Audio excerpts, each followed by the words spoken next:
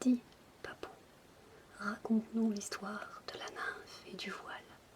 Oh, les enfants, on l'a déjà raconté des centaines de fois. Vous ne voulez pas autre chose? Mais on l'aime, Papou, cette histoire, parce qu'elle a existé en vrai. Oui, et aussi elle n'est pas comme les autres. Et puis c'est l'histoire de notre grand-mère, qui était une nymphe. Votre grand-mère, une nymphe. Mais cette histoire doit être vieille d'au moins 300 ou 500 ans, voire plus même. Ce n'est qu'une fable comme les autres, mes chéris. Bon, d'accord. Puisque vous y tenez tant, je vais vous la redire, mais cette fois exactement comme nous l'a raconté notre mamie quand nous étions petits. En ce temps-là, les enfants, il y a de ça une multitude d'années. À l'époque où les nymphes des eaux remplissaient les ravines à la nuit venue, vivait dans ce village un grand-père à vous, mais un très très lointain grand-père. Il habitait ici, dans cette maison même. Elle était différente, bien sûr, parce qu'entre-temps, elle était brûlée et saccagée par les Turcs. Par contre, n'allez pas vous imaginer cet ancêtre ressemblant à un petit vieux cassé en deux et marchant avec une canne. Comme tous les papous, il a eu son heure de jeunesse lui aussi. C'était un beau et noble jeune homme. Il avait fière allure en son temps et faisait l'admiration de tout le village. Vint un jour donc où ce noble gaillard dut se rendre à un mariage que l'on célébrait dans un village voisin, plus bas dans la plaine. Il se mit en route, sans oublier de prendre son fusil, comme on le faisait toujours en ces années difficiles, car c'était le seul moyen de tenir les Turcs en respect, loin des villages. Les festivités durèrent 3 jours et 3 nuits, pendant lesquelles votre grand-père, qui n'était pas encore un grand-père à ce moment-là, souvenez-vous, chanta, mangea, dansa, trinqua avec entrain et sans répit. La dernière nuit, bien avant que l'aube ne découvre l'horizon, il prit le chemin du retour pour aller plus vite. Il coupa à travers les oliveraies qui s'étalent sur le grand plateau.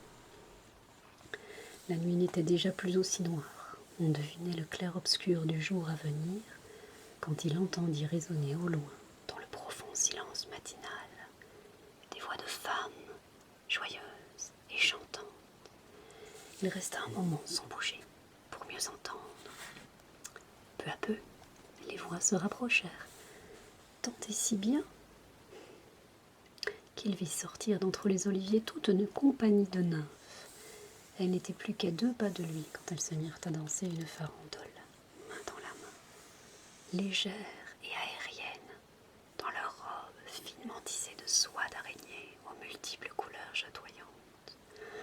Toutes tenaient un voile qu'elles faisaient flotter dans l'atmosphère vaporeuse du petit matin. La vue d'un homme aussi proche ne leur suscita aucune inquiétude, bien au contraire. La nymphe qui menait la danse, rayonnante de beauté, avec ses longs cheveux dorés et ses grands yeux bleus azurés, tira ce jeune homme aussi surpris que troublé par la main et l'entraîna dans la ronde. Afin qu'il soit plus libre de ses mouvements et plus svelte dans la danse, elle lui donna à tenir l'extrémité de son voile. Notre beau gaillard, repoussant toute hésitation, rentra dans la cadence, fringant et joyeux de se trouver au cœur d'une compagnie aussi plaisante. Cela dit, il n'avait Dieu que pour la jolie nymphe qui lui avait pris la main et qu'il tenait à présent par son voile. Mais à l'heure où la fête battait son plein, une des jeunes beautés s'écria « Le soleil se lève! Le soleil !» S'élevèrent ensemble les voix des autres nymphes. Comme prises d'une frayeur, elles se lâchèrent et les bras tendus vers le ciel firent un tour sur elles-mêmes, devenant soudain un tourbillon nébuleux qui se dissipa dans les airs. Une nymphe pourtant était encore là, celle que votre lointain grand-père tenait toujours par son voile, celle qui l'avait invitée à se joindre à la danse. Elle parut très anxieuse tout à coup, affolée même, d'être encore en présence de ce jeune homme, au lieu de s'être volatilisée comme ses compagnes. Elle réalisa très vite que ce qui la retenait justement, c'était ce voile, que votre grand-père ne semblait pas vouloir laisser filer.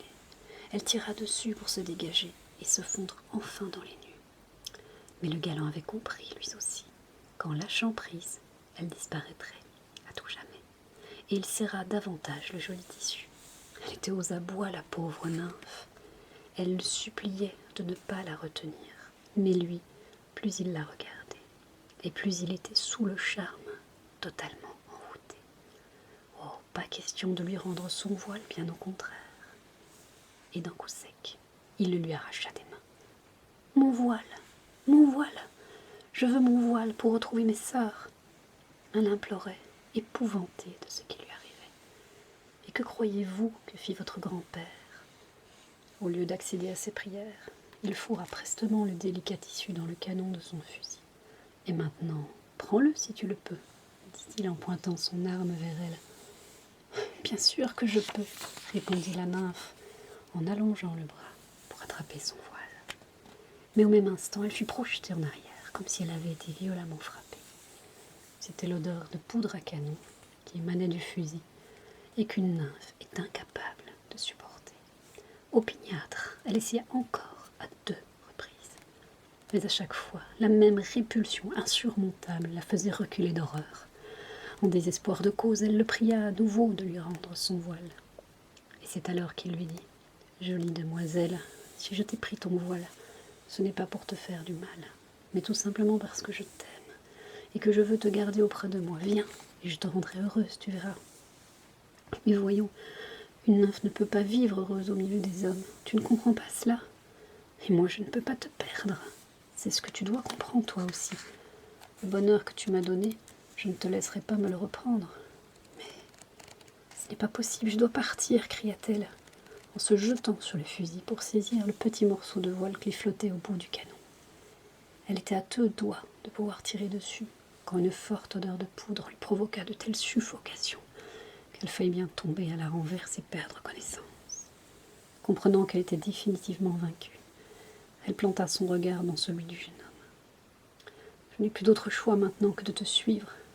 Je sais que tu me traiteras bien, mais rien, jamais, ne pourra me faire oublier ma liberté. Et le jour viendra, rappelle-toi de cela, où c'est toi qui me rendras mon voile pour me laisser partir. Ce jour-là, tu m'aimeras comme aucun homme n'est capable d'aimer. Partons ensemble à présent, puisque c'est écrit. » Tout à son bonheur de voir que finalement la nymphe acceptait de le suivre, le soupirant se garda de répondre, si ce n'est qu'il lui demanda ceci. « Je ne veux savoir qu'une chose pour le moment. Comment t'appelles-tu? Moi, c'est Alexis. » La belle resta silencieuse, et le jeune homme comprit que les nymphes ne dévoilent jamais leurs noms humains. « Allons-y, Caterina, fit-il par dire en lui prenant la main. Mais elle ne fit pas l'effort de la reprendre et la laissa dans la sienne. Le nom qu'il venait de lui donner la fit sourire, d'un sourire pourtant aux accents d'amertume. C'est l'instant où sa vie basculait. De nymphe, elle devenait la femme de ce jeune inconnu. Comment pourrait-elle se passer de sa vie, joyeuse, insouciante avec ses compagnes, à courir les bois et les ravines dans les rayons clairs argent de la lune? Voilà pourquoi elle allait, les yeux humides et le pas mélancolique, au bras de l'homme le plus heureux du monde. C'est ainsi, les enfants, que la nymphe épousa notre beau gaillard. Alexis et Caterina, un couple aimant, un couple heureux, semblait-il. Votre lointain papou était tellement fou d'amour, si prévenant et si délicat envers sa jeune épouse, qu'on aurait pu penser qu'elle était comblée. Mais non, point du tout. Comme l'oiseau que l'on vole à la forêt pour le mettre en cage, n'a d'autre désir que de retrouver sa liberté. Aussi doux et aussi tendre soit-on avec lui.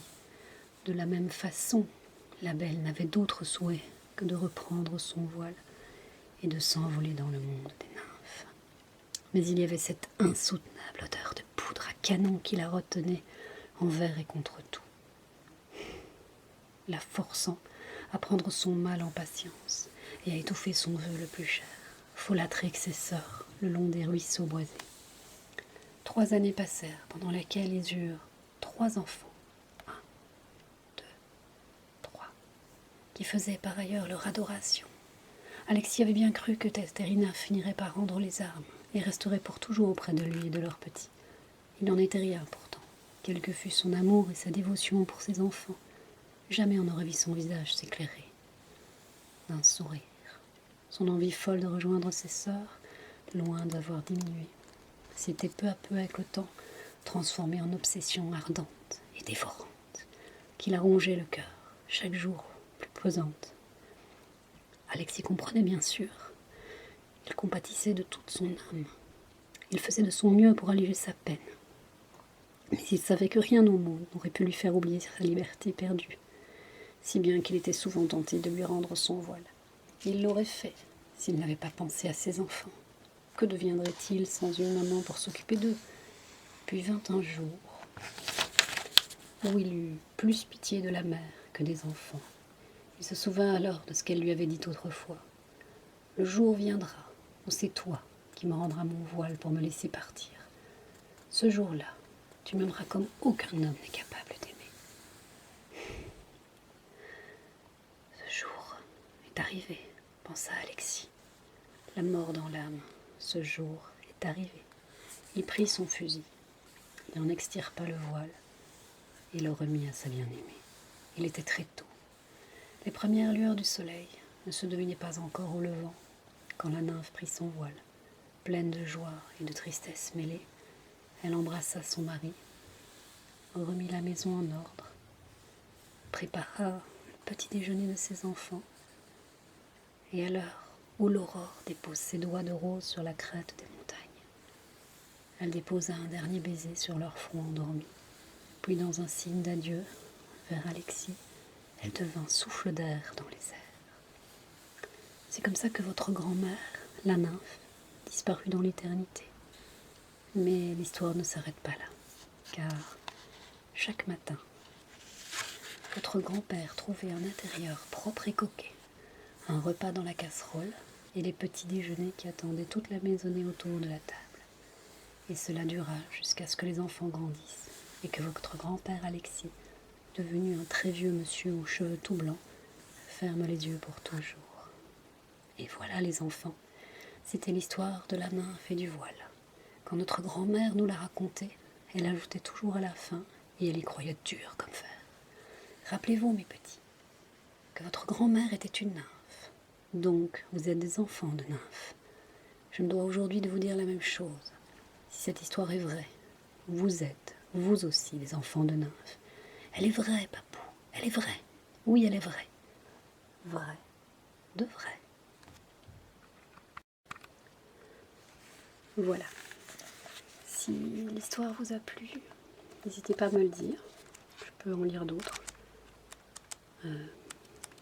S'il n'y a pas beaucoup d'écoute, je ne referai pas, c'est pas grave. Il faut essayer pour voir ce qui vous plaît. Donc, c'est vous qui voyez. J'espère que ça vous a relaxé, ou endormi, ou juste reposé avant de reprendre vos occupations de la journée.